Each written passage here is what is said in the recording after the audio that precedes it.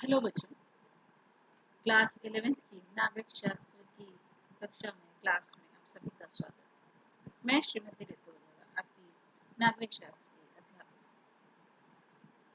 पिछले लेक्चर में नागरिक शास्त्र विषय के पाठ 2 अर्थात भारतीय संविधान में अधिकार, rights in the Indian constitution, इस चैप्टर को मैंने प्रारंभ किया था। और भारतीय संविधान में अधिकार क्या है, कौन कौन से अधिकार नागरिकों को प्राप्त हैं जिन्हें हम मौलिक अधिकार या मूल अधिकार प्राप्त कहते हैं। आपको मालूम है कि नागरिकों को 6 मूल अधिकार प्राप्त हैं।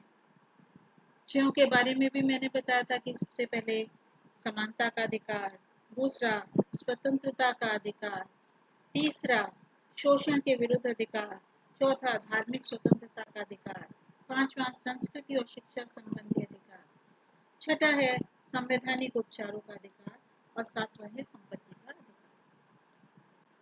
जिसमें से मैंने ये भी बताया था कि संपत्ति का अधिकार 44वें संवैधानिक संशोधन के द्वारा हटा दिया गया है। अब वो मूल अधिकार न होकर के कानूनी अधिकार। लास्ट लेक्चर में हमने पहले अधिकार समानता के अधिकार को विस्तार से पढ़ा और मैंने बताया था कि समानता के अधिकार के अंतर्गत कानून के सम्मुख समानता, धर्म, जाति, लिंग, जन्म स्थान के भेदभाव का अंत से संबंधित समानता, सरकारी सेवाओं के विषय में समानता, अस्पृश्यता का अंत पूरी तरीके से समानता के अंतर्गत कर दिया गया ताकि कोई छोटा बड़ा न रहे, कोई छुआछूत की भावना रहे, और उपाधियों का भी अंत कर दिया गया कि किसी को विशेष दर्जा मिले, सभी समान है, विशेष दर्जे की आवश्यकता नहीं। इसी क्रम में अब हम दूसरी समानता पढ़ेंगे, दूसरा मूल अधिकार पढ़ेंगे, स्वतंत्रता का अधिकार। पहला था समानता का अधिकार, अब हम लोग पढ़ेंगे स्वतंत्रता का अधिकार। स्वतंत्रता लोकतंत्र का आधारभूत स्तंभ है। इसका तात्पर्य क्या बच्चों, कि स्वतंत्रता के बिना लोकतंत्र किसी भी देश में स्थापित नहीं हो सकता है। इसलिए स्वतंत्रता लोकतंत्र का आधारभूत स्तंभ है। स्वतंत्रता के अभाव में व्यक्ति के व्यक्तित्व का विकास नहीं हो सकता, क्योंकि हमें स्वतंत्रता प्राप्त नहीं है तो हम जैसा चाहते हैं अपना विकास नहीं कर सकते। इसलिए भारतीय संविधान ने नागरिकों को स्वतंत्रता का अधिकार प्रदान किया है ताकि व्यक्ति का विकास हो, और यदि व्यक्ति का संपूर्ण विकास होगा तभी एक समाज का, तभी एक राष्ट्र का विकास संभव होगा। अन्यथा स्वतंत्रता के अभाव में एक व्यक्ति, एक देश, एक समाज का विकास संभव नहीं। स्वतंत्रता के अधिकार का वर्णन हमारे संविधान के अनुच्छेद 19 से 22 के अंतर्गत किया गया। 19, 20, 21, 22 4 अनुच्छेद में, अनुच्छेद समझते हैं ना बच्चों, पैराग्राफ, तो 4 अनुच्छेदों में स्वतंत्रता के अधिकार का वर्णन किया गया। सबसे पहले अनुच्छेद 19, संविधान के अनुच्छेद 19 के अंतर्गत 7 प्रकार की स्वतंत्रताएं प्रदान की गई थी, जिसमें से एक हटा दी गई। कौन सी? संपत्ति की स्वतंत्रता। अब यह स्वतंत्रता प्राप्त नहीं है। अब नागरिकों को 6 स्वतंत्रताएं अनुच्छेद 19 के अंतर्गत प्रदान की गई।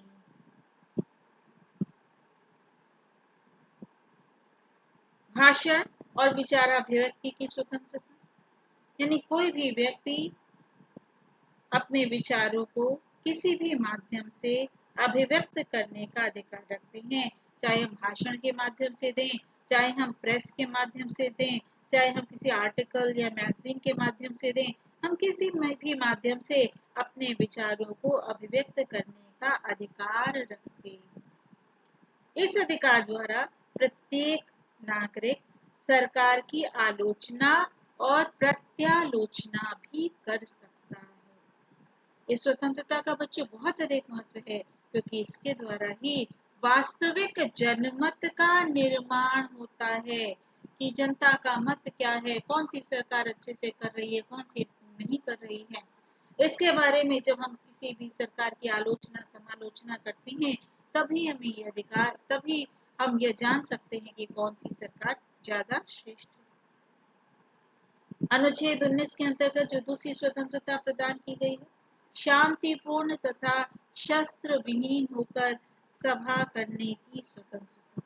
इस स्वतंत्रता का अर्थ है कि प्रत्येक नागरिक, देश का प्रत्येक नागरिक शस्त्र विहीन होकर, शस्त्र विहीन मतलब अस्त्र शस्त्र न लेकर के, शस्त्र विहीन होकर शांतिपूर्वक सभा का आयोजन कर सकता है।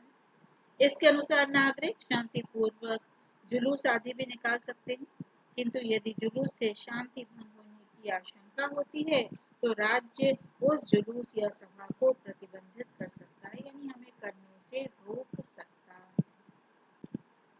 संस्था या समुदाय बनाने की स्वतंत्रता। कोई भी व्यक्ति चाहे तो संस्था या समुदाय बनाने की स्वतंत्रता है उसको, यानी हम आप मिलकर के चाहें कि एक हम संस्था बना ले किसी एक विशेष उद्देश्य के लिए, दुखियों की मदद के लिए या एक मनोरंजन के लिए, तो हम वह संस्था या समुदाय बनाने के लिए स्वतंत्र हैं, बशर्ते हम उसके लिए जो योग्यता है वो योग्यता पूरी करते हों, तो हम वह संस्था या समुदाय बना सकते हैं। आवागमन की स्वतंत्रता। आवागमन मतलब आने जाने, कहाँ आने जाने की, हम अपने देश के अंदर कहीं भी भ्रमण कर सकते हैं, कहीं भी आ जा सकते हैं, घूम सकते हैं, किसी भी राज्य में रह सकते हैं। उसके लिए हमें कोई पासपोर्ट, बच्चों पासपोर्ट को हिंदी में कहते हैं पारपत्र, एक देश को छोड़ने के लिए हमें पासपोर्ट की जरूरत होती है, लेकिन देश के अंदर एक राज्य से दूसरे राज्य जाने के लिए हमें कोई पासपोर्ट या पारपत्र की आवश्यकता नहीं होती है। हम किसी भी राज्य में देश के अंदर आसानी से आ जा सकते हैं, उस पर किसी प्रकार की कोई रोक टोक नहीं। निवास की स्वतंत्रता। इस अधिकार के अंतर्गत नागरिक अपनी इच्छा के अनुसार भारत संघ के किसी भी राज्य या संघ शासित प्रदेश में निवास कर सकता है। आज हम बच्चों प्रयागराज में रह रहे हैं, हम सभी रह रहे हैं। अगर हमारी इच्छा करे कि अब हम प्रयागराज छोड़ दें और हम उत्तराखंड चलते हैं, उत्तराखंड में जाकर के रहें, या मध्य प्रदेश में जबलपुर में जाके रहें, या महाराष्ट्र के मुंबई में जाकर रहना चाहें, तो कहीं भी जाकर के निवास कर सकते हैं, उस पर किसी प्रकार की कोई पाबंदी नहीं। आजीविका उपार्जन करने की स्वतंत्रता। इसके द्वारा भारत के प्रत्येक नागरिक अपनी परिस्थितियों, अपनी योग्यता के अनुसार कोई भी व्यवसाय करने का अधिकार रखते हैं। बच्चों दो बातें बताई गई, अपनी परिस्थितियों, अपनी योग्यता। योग्यता यानी हम उस योग्य हैं कि नहीं है। आज मेरे से कोई कहे कि हम डॉक्टर बन जाएं, तो ये संभव नहीं है, क्योंकि मैंने MBBS नहीं किया। तो जो जिसने जिस प्रकार की डिग्री प्राप्त की है, वह उसी प्रकार की आजीविका को अपना सकता है। जिसने मेडिकल की पढ़ाई की है, डॉक्टर बन सकता है। जिसने तकनीकी जानकारी प्राप्त की है, वो इंजीनियर बन सकता है। इसी प्रकार अलग अलग फील्ड के लिए अलग अलग डिग्री की आवश्यकता होती है, अलग अलग योग्यता की आवश्यकता होती है। उसके अनुसार, उस योग्यता के अनुसार हम कोई भी व्यवसाय अपना सकते हैं। राज्य किसी भी नागरिक को वैधानिक रूप से आजीविका उपार्जित करने से नहीं रोक सकती, और न ही इससे संबंधित कोई प्रतिबंध लगा सकती है। इस अधिकार पर राज्य सार्वजनिक व्यवस्था के लिए कुछ प्रतिबंध लगा सकती है। बच्चों अनुच्छेद 19 के अंदर ये 6 हमें स्वतंत्रताएं प्रदान की गई। 22 जनवरी 2004 में 19(1) करके एक और अनुच्छेद बनाया गया। इसमें सर्वोच्च न्यायालय ने अपने एक निर्णय में राष्ट्रीय ध्वज फहराना नागरिकों का मूल अधिकार माना है। 19 अनुच्छेद 19(1) के अंतर्गत 22 जनवरी 2004 को सर्वोच्च न्यायालय ने अपने एक निर्णय में राष्ट्रीय ध्वज फहराना नागरिकों का मूल अधिकार माना है। ये मैंने लिखा नहीं है बच्चों, आपके सामने जो स्क्रीन आ रही है मैं बता दे रही हूँ, इसको आप नोट कर लीजिएगा। फिर से बोल दे रही हूँ, अनुच्छेद 19 लिखा है, इसी के आगे डैश लगा के 1 और ब्रैकेट में क लिखेंगे। 19 1 क के अंतर्गत कब 22 जनवरी 2004 22 जनवरी 2004 को सर्वोच्च न्यायालय ने अपने एक निर्णय में राष्ट्रीय ध्वज फहराना नागरिकों का मूल अधिकार माना। चलिए अब हम अगले अनुच्छेद में चलते हैं। अनुच्छेद 20। अनुच्छेद 20 क्या है? अपराधों के विषय में स्पष्टीकरण देने की स्वतंत्रता। संविधान के 20वें अनुच्छेद के अनुसार किसी नागरिक को बिना किसी अपराध के दंडित नहीं किया जा सकता है और एक अपराध के लिए केवल एक ही बार दंडित किया जा सकता है, एक से ज्यादा बार दंडित नहीं किया जा सकता। किसी नागरिक को अपने ही विरुद्ध गवाही देने के लिए बाध्य नहीं किया जा सकता, यानी जबरदस्ती नहीं की जा सकती। उसे किसी अपराध के लिए दंडित करने से पूर्व न्यायालय में अपना स्पष्टीकरण देने की स्वतंत्रता होती है। तो अनुच्छेद 20 क्या है? अपराधों के विषय में स्पष्टीकरण देने की स्वतंत्रता किसी भी नागरिक को जो भारत देश में निवास करता है उसे प्राप्त है। दो अनुच्छेद हो गए, अनुच्छेद 19 अनुच्छेद 20। अनुच्छेद 21 व्यक्तिगत स्वतंत्रता तथा जीवन की सुरक्षा से संबंधित है। इसमें स्पष्ट रूप से कहा गया है कि किसी व्यक्ति को उसके प्राण दैहिक स्वतंत्रता से विधि द्वारा स्थापित प्रक्रिया को छोड़कर अन्य किसी भी प्रकार से वंचित नहीं किया जाएगा। यानी जीवन की स्वतंत्रता प्राप्त है, हम अपने जीवन को अपने अनुसार चला सकते हैं।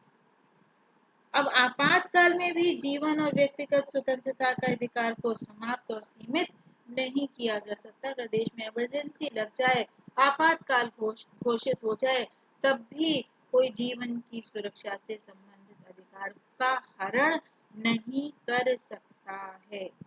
तो अनुच्छेद 21 क्या है? वो किसी व्यक्ति को व्यक्तिगत स्वतंत्रता प्रदान करता है, उसके जीवन की स्वतंत्रता, जीवन की सुरक्षा प्रदान करता है। ये हमारा है अनुच्छेद 21।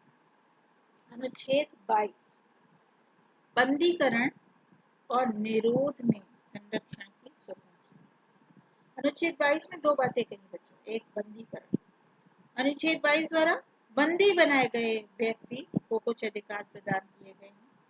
कोई नागरिक उस समय तक बंदी नहीं बनाया जा सकता जब तक कि उसको बंदी बनाए जाने के कारण से अवगत न कराया जाए। और मान लीजिए मैं बंदी बना भी लिया गया, मैं कारण बता दिया गया, हालांकि गलत है सही है जो भी, लेकिन प्रत्येक ऐसे नागरिक को जिसे बंदी बनाया गया है 24 घंटे के अंदर किसी मजिस्ट्रेट के सम्मुख अवश्य प्रस्तुत किया जाएगा और उस व्यक्ति को अपनी इच्छा अनुसार वकील करने, उससे परामर्श लेने और अपनी पैरवी करने का अधिकार प्राप्त होगा। ये लेकिन जो व्यक्ति भारतीय हैं उन्हीं पर लागू।